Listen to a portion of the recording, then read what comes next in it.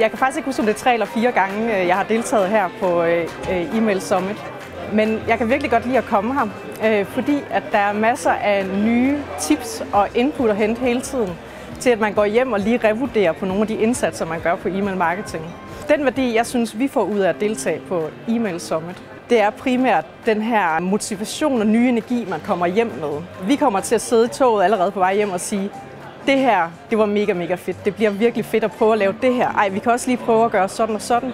Jeg har lige været til et foredrag omkring en master template, og det er mega fedt, for vi sidder faktisk lige nu og redesigner vores master template. Så de input, jeg kunne få, var bare super værdifulde, og vi har faktisk allerede lige stået og snakket for 2 minutter siden om, okay, vi har fat i den lange ende, men vi skal måske lige overveje, hvordan sådan og sådan og sådan, i forhold til de input, jeg lige har fået. Så det er sådan et godt eksempel på, hvad det er, vi får med hjem fra e-mail Summit.